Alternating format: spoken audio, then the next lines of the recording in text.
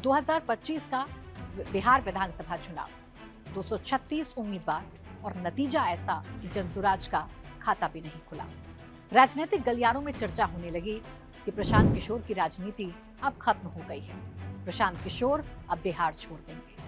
लेकिन 9 महीने बाद प्रशांत किशोर ने बिहार की राजनीति में ऐसी एंट्री की है कि अब हर जगह प्रशांत किशोर की चर्चा हो रही है। वो लोग जो प्रशांत किशोर को ये कहा करते थे कि बिहार छोड़ देंगे, राजनीति प्रशांत किशोर की खत्म हो गई है, वही प्रशांत किशोर को अब जिद्दी पीके कह रहे हैं। तो आखिर इन 9 महीनों में प्रशांत किशोर ने ऐसा क्या बदला कि अपनी बात पर कायम रहते हुए प्रशांत किशोर ने अपना पहला चुनाव लड़ते हुए बिहार की सबसे प्रतिष्ठित सीट और भारतीय जनता पार्टी के लिहाज से किला माने जाने वाली बांकीपुर सीट पर जीत दर्ज की है। आज इस वीडियो में आपको बताऊंगी। याद कीजिए, आज से 9 महीने पहले जब बिहार के परिणाम आए थे और जनसुराज पार्टी का खाता नहीं खुल पाया था, हालात ये हो गए थे कि ज्यादातर जो कैंडिडेट्स थे जनसुराज के, उनकी जमानत जब्त हो गई थी।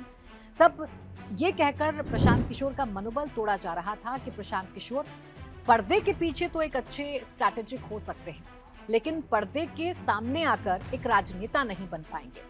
ये कहा जाने लगा कि प्रशांत किशोर बिहार में आए तो थे बाहर लाने के लिए, लेकिन वो प्रशांत किशोर एक हार के बाद अब वापस लौट जाएंगे। लेकिन उस वक्त प्रशांत किशोर का वो बयान याद कीजिए जब उन्होंने कहा था कि कुछ लोग इसे हमारी राजनीति की दी एंड सोच रहे हैं, हमारी राजनीति का अंत सोच रहे हैं, लेकिन मैं उन लोगों को बता दूं कि जब तक बिहार को बदलेंगे नहीं तब तक बिहार को छोड़ेंगे नहीं। और प्रशांत किशोर कुछ ऐसा ही कर रहे हैं।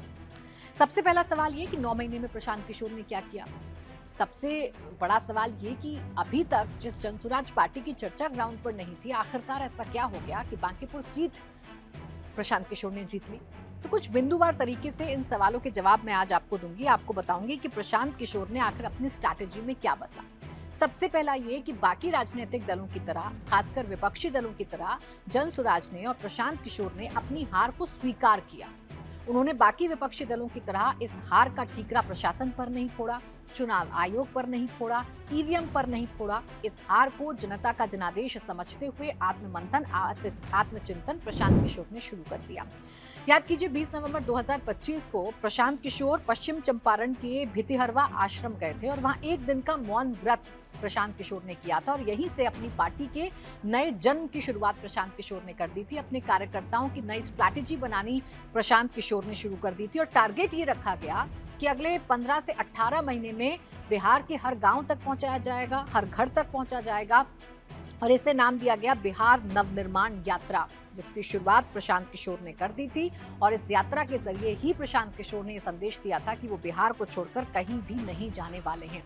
एक और बड़ा फैसला जो प्रशांत किशोर ने लिया वो ये लिया कि अपनी कमाई का 90% हिस्सा वो अपनी पार्टी में लगाने लगे। उन्होंने ऐलान कर दिया कि वो जितनी भी कमाई करते हैं उसका 90% हिस्सा वो जनसुराज को देंगे। और बड़ी बात ये कि अपना बंगला छोड़कर वो आश्रम में रहने लगे, यानी कार्यकर्ताओं में जो मनोबल है वो बढ़ा रहे या कार्यकर्ताओं का उत्साह कम ना हो, कार्यकर्ताओं से उनका कनेक्ट कम ना हो, इसलिए उन्होंने बंगला छोड़कर आश्रम में रहना शुरू कर दिया। उस आश्रम में जहां पार्टी के कई कार्यकर्ता रहते हैं वहीं पर प्रशांत किशोर भी शिफ्ट हो गए ताकि कार्यकर्ताओं के साथ एक कनेक्ट प्रशांत किशोर का बना रहे। ये प्रशांत किशोर ने किया।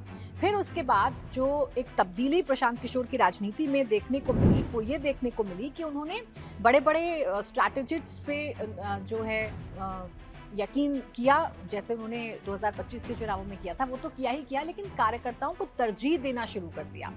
क्योंकि 2025 के चुनाव में कहा जा रहा था कि जनसुराज तो चुनाव लड़ रही है लेकिन संगठन चुनाव नहीं लड़ रहा है, यानी संगठन मजबूत नहीं था। तो सबसे पहले प्रशांत किशोर ने अपने संगठन को मजबूत करना शुरू किया। प्रशांत किशोर ने अपने कार्यकर्ताओं का मनोबल बढ़ाना शुरू किया। प्रशांत किशोर ने बूथ मैनेजमेंट शुरू किया। प्रशांत किशोर ने ये देखना शुरू किया कि उनके बूथ पर कितने कार्यकर्ता मौजूद हैं या ग्राउंड पर संगठन काम कर भी रहा है कि नहीं कर रहा है। छोटे छोटे नेताओं को तरजीह दी, छोटे छोटे कार्यकर्ताओं को तरजीह दी प्रशांत किशोर ने, जिसका फायदा प्रशांत किशोर को हुआ, पीके को हुआ। उनकी पार्टी जनसुराज एक नए उदय के साथ बांकीपुर में चुनाव जीत चुकी है। प्रशांत किशोर विधानसभा पहुंच चुके हैं और अब बड़ा ताल ठोककर, बड़ा आक्रामक अंदाज में बिहार की सरकार पर, बिहार के मुख्यमंत्री पर निशाना साध रहे हैं प्रशांत किशोर। इसके साथ ही साथ जो पहला सबक पीके ने लिया था वो ये कि हवा नहीं जमीन पर काम होगा, यानी कि हवाई बातें नहीं होंगी। पहले अपने संगठन को दुरुस्त किया जाएगा, स्थानीय संगठन को मजबूत किया जाएगा, बूथ स्तर पर कार्यकर्ताओं को सक्रिय किया जाएगा और स्थानीय मुद्दों को चुनाव का केंद्र बनाया जाएगा। यानी बड़ी बड़ी बातें कम, ग्राउंड वर्क ज्यादा होगा। ये एक आमूलचूल परिवर्तन प्रशांत किशोर ने अपनी पार्टी में किया। दूसरा जो सबक था वो यही था कि चुनाव नहीं, संगठन बड़ा है। क्योंकि विश्लेषक ये मानते थे कि पहले जनसुराज पार्टी चुनाव लड़ रही थी, संगठन कहीं नहीं थे, तो संगठन को मजबूत किया।